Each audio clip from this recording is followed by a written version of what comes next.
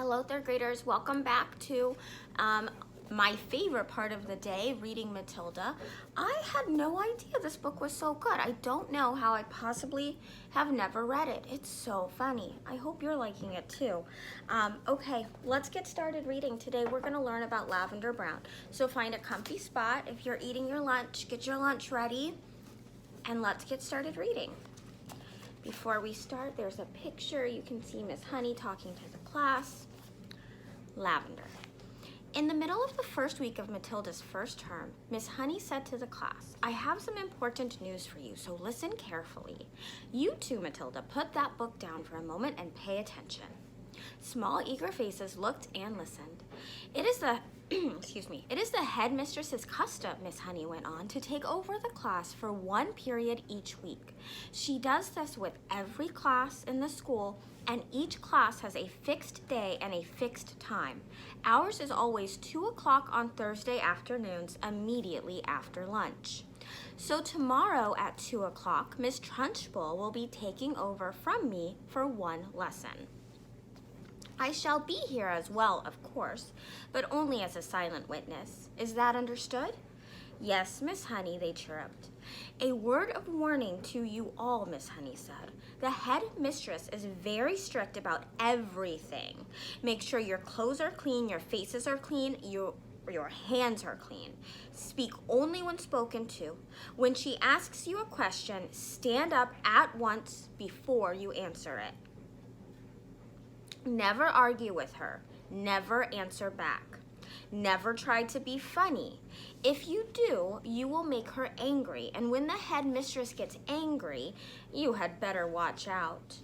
You can say that again, Lavender murmured.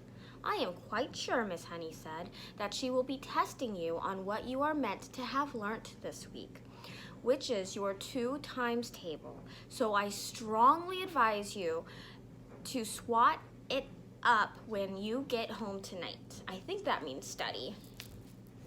Get your mother or father to hear you on it. What else will she test us on? Someone asked. Spelling, Miss Honey said. Try to remember everything you have learned these last few days. And one more thing, a jug of water and a glass must always be on the table here when the headmistress comes in. She never takes a lesson without that. Now, who will be responsible for seeing that it's there? I will, Lavender said at once.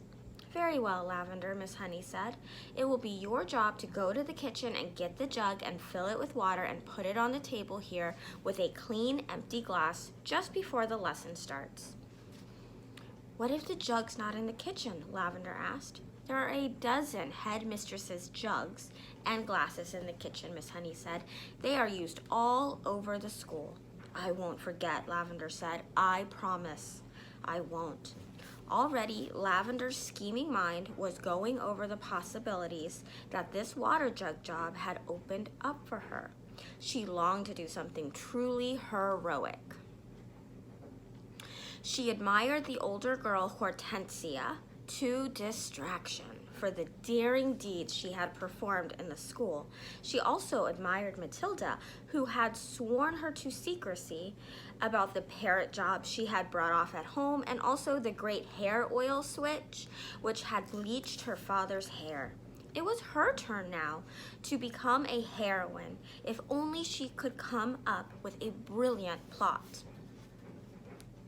On the way home from school that afternoon, she began to mull over the various possibilities, and when at last the germ of a brilliant idea hit her, she began to expand on it and lay her plans with the same kind of care the Duke of Wellington had done before the Battle of Waterloo.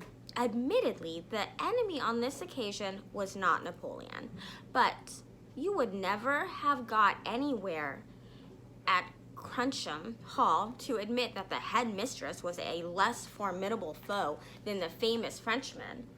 Great skill would have to be exercised, Lavender told herself, and great secrecy observed, if she was to come out of this exploit alive. There was a muddy pond at the bottom of Lavender's garden, and this was the home of a colony of newts. The newt although fairly common in English ponds, is not often seen by ordinary people because it is a shy and murky creature. It is an incredibly ugly, gruesome-looking animal, rather like a baby crocodile, but with a shorter head. It is quite harmless but doesn't look it. It is about 6 inches long and very slimy, with a greenish-gray skin on top and an orange-colored belly underneath. It is in fact an amphibian, which can live in or out of water. That evening, Lavender went to the bottom of the garden, determined to catch a newt. They are swiftly moving animals and not easy to get a hold of. She lay on the bank for a long time, waiting patiently, until she spotted a whopper. Then, using her school hat as a net, she swooped and caught it. She had lined her pencil box with pond weed, ready to receive the creature, but she discovered that it was not easy to get the newt out of the hat and into the pencil box. It wriggled and squirmed like quicksilver, and apart from that, the box was only just long enough to take it. When she did get it in at last, she had to be careful not to trap its tail in the lid when she closed it. A boy next door called Rupert Entwistle had told her that if you chop off a newt's tail, the tail stayed alive and grew into another newt 10 times bigger than the first one. It could be the size of an alligator. Lavender didn't quite believe that, but she was not prepared to risk it happening. Eventually, she managed to slide the lid of the pencil box right home, and the newt was hers. Then, on second thoughts, she opened the lid just the tiniest fraction so the next day, she carried her secret weapon to school in her satchel. A satchel is a kind of a bag. She was tingling with excitement. She was longing to tell Matilda about her plan of battle. In fact, she wanted to tell the whole class. But she finally decided to tell nobody. It was better that way because then no one, even when put under the most severe torture, would be able to name her as the culprit. And here we can see Lavender wrenching that newt from the pond. Lunchtime came. Today it was sausages and baked beans, Lavender's favorite. But she couldn't eat it. "Are you feeling all right, Lavender?" Miss Honey asked from the head of the table. "I had such a huge breakfast," Lavender said. "I really couldn't eat a thing." Immediately after lunch, she dashed off to the kitchen and found one of the Trunchbull's famous jugs. It was a large, bulging thing made of blue glazed pottery. Lavender filled it half full of water and carried it together with the glass into the classroom and set it on the teacher's table. The classroom was still empty. Quick as a flash, Lavender got her pencil box from her satchel and slid open the lid just a tiny bit. The newt was lying quite still. With great care, she held the box over the neck of the jug and pulled the lid fully open and tipped the newt in. There was a plop as it landed in the water. Then it thrashed around wildly for a few seconds before settling down. And now, to make the newt feel more at home, Lavender decided to give all the pondweed from the pencil box as well. The deed was done. All was ready. Lavender put her pencils back into the rather damp pencil box and returned it to its correct place on her own desk.